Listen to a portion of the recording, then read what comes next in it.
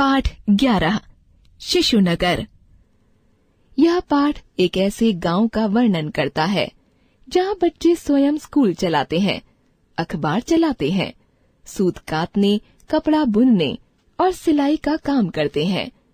अनेक घरेलू उद्योग धंधे भी सीखते हैं, पढ़ते भी हैं। इस गांव का नाम शिशुनगर है।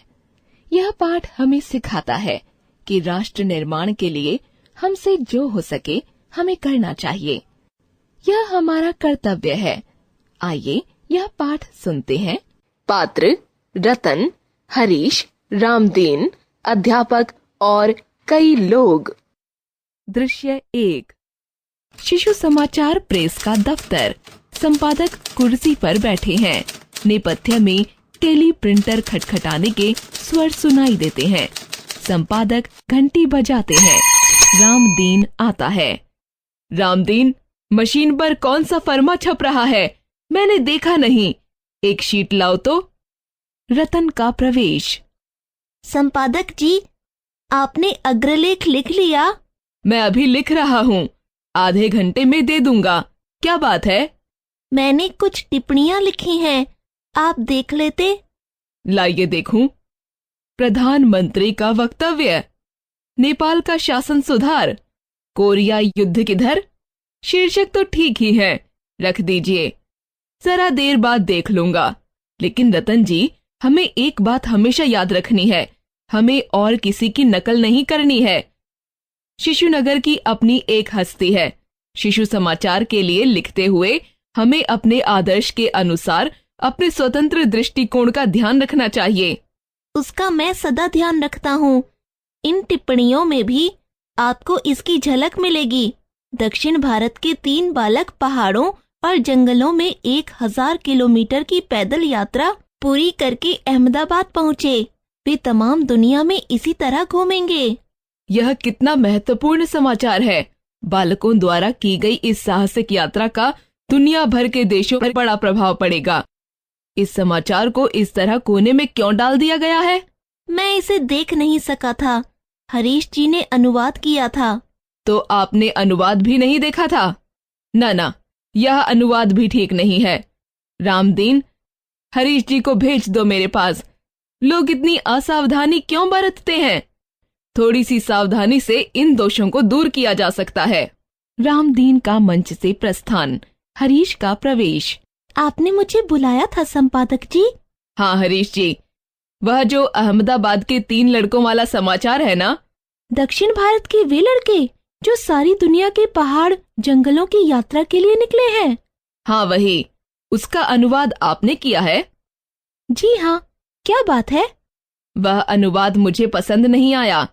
क्या दोष है उसमें? मैंने तो अपने जानते कोई गलती नहीं रहने दी थी।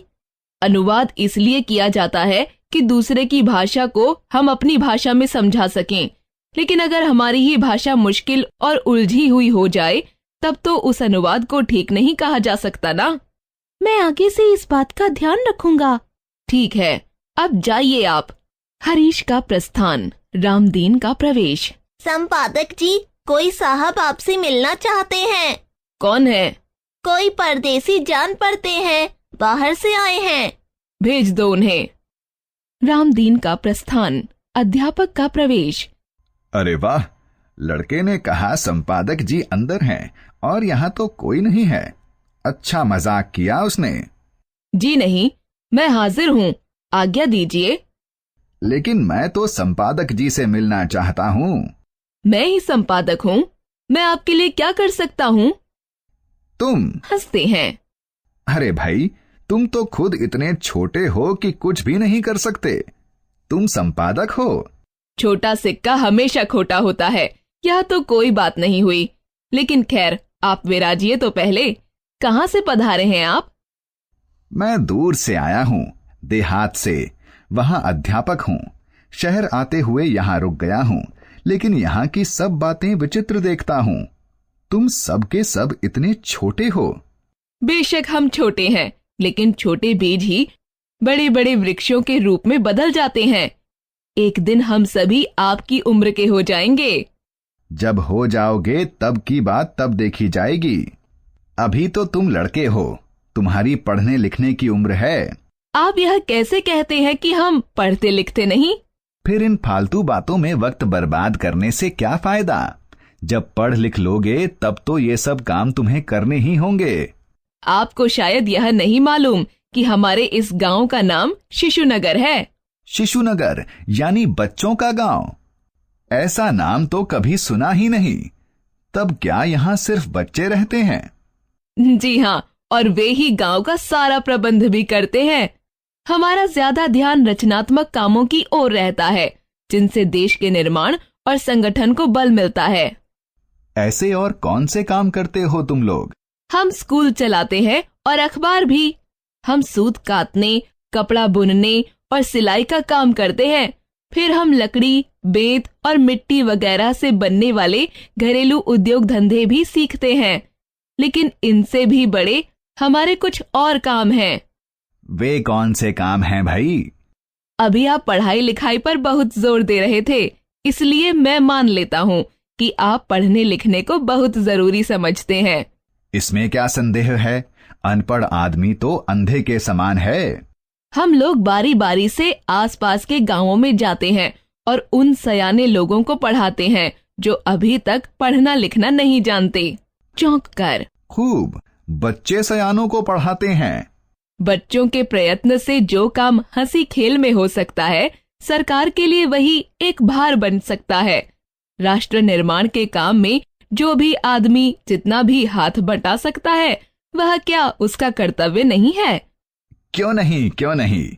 यह तो तुम लोग बहुत बड़ा काम करते हो, लेकिन इसके अलावा? यह तो आप भी मानेंगे कि एकता में ताकत होती है। भला यह भी कोई कहने की बात है? इससे किसी को इनकार होगा? इनकार न होने पर भी हमारे यहाँ होता आज तक यही रहा है।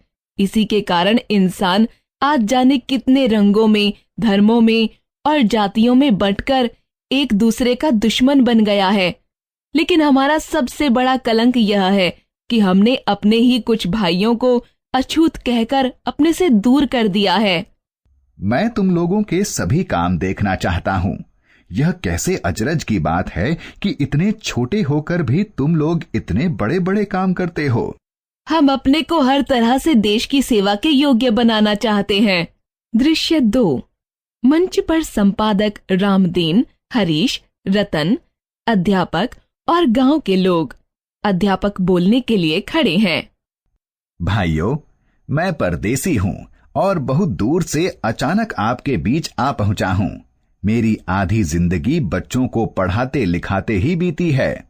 मुझे जब मालूम हुआ कि ये बच्चे आपको पढ़ाएंगे, तब उनके साथ मैं भी आपके पास चला आया। पढ़ना लिखना बहुत अच्छी बात है, सबके लिए जरूरी भी है। पढ़ने से जानकारी बढ़ती है। लेकिन इस उम्र तक पढ़ लिख कर और पढ़ा लिखा कर भी मुझे तो सच्चा ज्ञान आज ही हुआ है। यह भी इन बच्चों के काम देखकर, इनकी बातें सुनकर। मैंने आज ही इनका शिशुनगर देखा है। मैं वहां के बच्चों से मिला हूं। मैंने उनसे बातें की हैं, उनका काम देखा है। ज्ञान की यह दौलत लेकर मैं दूर जा रहा हूं। यह दौलत आप लोगों के भी पास है, आप इसे खोए नहीं। ईश्वर करे शिशुनगर सारे देश में फैल जाए और देश के नौनिहाल देश की खुशहाली और तरक्की के मजबूत पाए बन सकें। जय हिंद, जय भारत। लेखक प्रफुल्ल चंद्र ओझा, मुक्त।